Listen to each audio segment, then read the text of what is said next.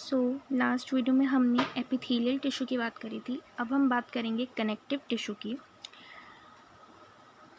तो जो आपका कनेक्टिव टिश्यू होता है ये मोस्ट अबंडेंट और वाइडली डिस्ट्रीब्यूटेड टिश्यू होता है आपकी बॉडी में। अब इसे हम कनेक्टिव टिश्यू इसलिए बोलते हैं क्योंकि इसका फंक्शन जो होता है वो होता है लिंकिंग और सपोर्टिंग अदर टिश्यूज़ या ऑर्गन्स ऑफ द बॉडी। तो इसका फंक्शन होता है सपोर्ट करना दूसरे टिश्यूज़ को या फिर ऑर्गन्स को या फिर लिंक करना। अब इसकी कॉम्पोजिशन की अगर हम बात करें तो कॉम्पोजिशन जो आपकी होती है उसमें आपका होता है आपका मैट्रिक्स जो कि इंट्रासेल्युलर मैट्रिक्स होता है। फिर आपके इसमें होते हैं फाइबर्स और आपके सेल्स। तो ये तीन चीज़ें इसमें होती हैं। मैट्रिक्स आपका ग्राउंड सब्सटेंस होता है, फाइबर्स आपके 3 टाइप्स के होते हैं, एक होता है वाइट, येलो और रेटिकुलर, और सेल्स होते हैं। तो सेल्स की भी हम बाद में बात करेंगे। तो they range from soft connective tissue to specialised type which include cartilage, bone, adipose and blood. तो ये जो कनेक्टिव टिश्यूज़ होते हैं इसमें काफ़ी टाइप्स के होते हैं, या इसमें कार्टिलेज भी होता है, बोन भी इसके अंदर आता है, एडिपोज टिश्यू, ब्लड, ये सब जो है ये कनेक्टिव टिश्यू के टाइप है। तो अगर कनेक्टिव टिश्यू देखें तो कनेक्टिव टिश्यू जो है आपके 2 टाइप्स के हैं, एक स्पेशलाइज्ड हो गए और एक नॉर्मल कनेक्टिव टिश्यूज़ आप बोल सकते हो।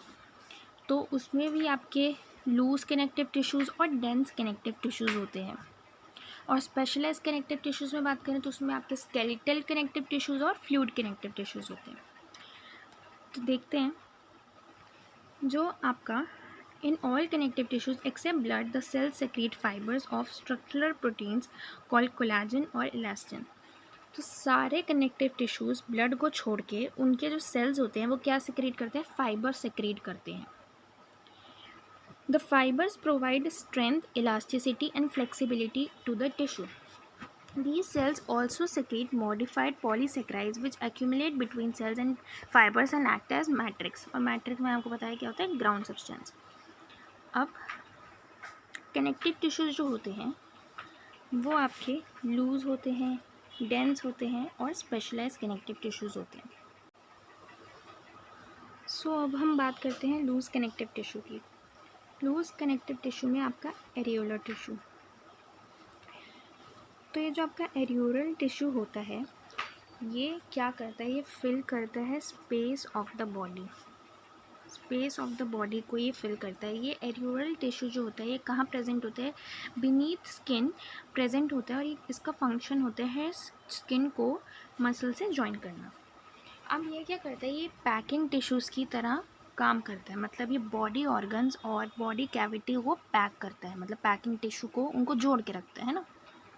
आप देख सकते हो बॉडी कैविटी है, ये आपकी बॉडी कैविटी है और ये ऑर्गन है, तो इसके बीच में ये पैकिंग टिश्यू की तरह एक्ट करता है। इसके बाद अगर हम देखें तो होता है adipose tissue. Loose connective tissue में एरियोलर कनेक्टिव टिश्यू और सेकेंड आपका एडिपोज कनेक्टिव टिश्यू। तो एडिपोज कनेक्टिव टिश्यू जो है वो फैट स्टोरिंग कनेक्टिव टिश्यू है जो कि एडिपोसाइट्स के एग्रीगेशन से बना है। ये क्या करता है, फैट स्टोरिंग कनेक्टिव टिश्यू है।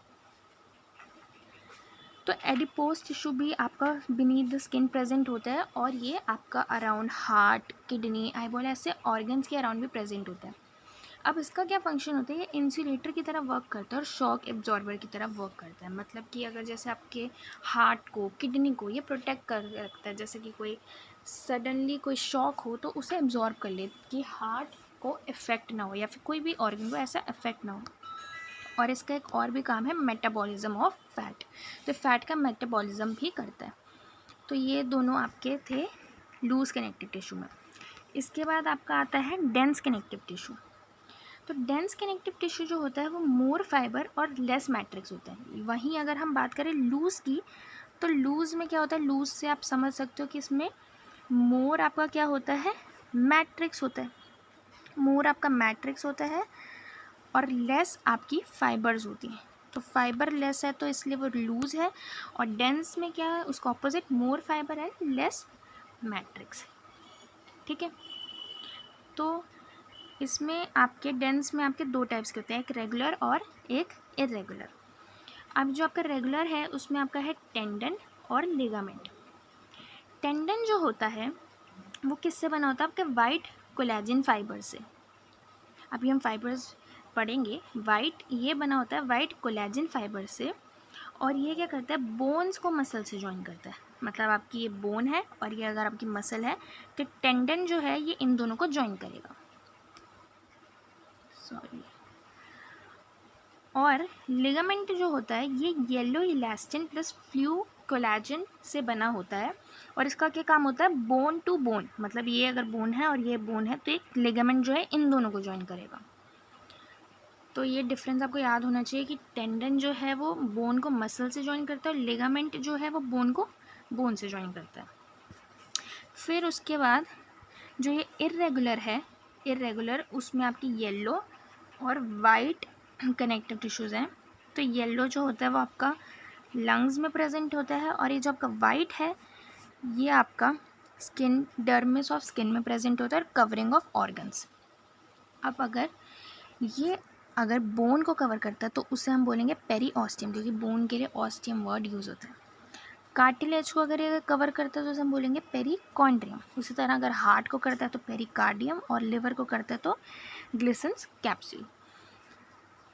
तो ये था आपका loose connective tissue and dense connective tissue. So आगे बढ़ने से पहले हम बात कर लेते हैं आपके फाइबर्स और सेल्स की। अब फाइबर्स में आपके होते हैं वाइट और येलो। ये जो आपके वाइट होते हैं ये होते हैं आपके कोलेजन फाइबर्स, और जो आपके येलो होते हैं ये होते हैं आपकी इलास्टिन फाइबर्स। तो ये हमने अभी पढ़ा था कि फाइबर्स यूज़ हो रहे थे आपके टेंडन्स में, है ना। तो वाइट वाले जो होते हैं उन्हें कोलेजन बोलते हैं, येलो वाले जो होते हैं उन्हें इलास्टिन बोलते हैं। उसके बाद हम बात कर लेते हैं सेल्स की। तो सेल्स आपके 5 टाइप के हैं। फर्स्ट है आपके मेसेनकाइमल सेल। ये आपके कन्वर्ट हो जाते हैं फिब्रोब्लास्ट में, ऑस्टियोब्लास्ट में और कॉन्ड्रोब्लास्ट में। ठीक है, फर्स्ट आपके मेसेनकाइमल सेल हैं, ये कन्वर्ट हो जाते हैं आपके फिब्रोब्लास्ट, ऑस्टियोब्लास्ट, कॉन्ड्रोब्लास्ट में। उसके बाद है आपके फिब्रोब्लास्ट। फिब्रोब्लास्ट जो होते हैं वो लार्जेस्ट सेल्स होते हैं आपके कनेक्टिव टिश्यू के, और इनका फंक्शन होता है to release matrix and fibres. तो ये लार्जेस्ट सेल हैं तो यही रिलीज़ करते हैं मैट्रिक्स एंड फाइबर्स को। After that is your macrophage. Macrophage जो होते हैं वो फैगोसिटिक सेल्स होते हैं, एंड ये स्कैवेंजर होते हैं आपके कनेक्टिव टिश्यू के। ठीक है, तो मैक्रोफेज का वर्क होता है फैगोसाइटोसिस करना। और फोर्थ है आपके मास्ट सेल्स। मास्ट सेल्स जो होते हैं वो रिलीज़ करते हैं आपके हेपरिन जो कि एक एंटीकोगुलेंट है, हिस्टामिन जो कि एक वैसोडाइलेटर है, सेरोटोनिन जो कि एक ब्रोंकियोकॉन्स्ट्रिक्टर होता है। तो मास्ट सेल जो होते हैं वो ये सब रिलीज़ करते हैं। और लास्ट है आपके प्लाज्मा सेल।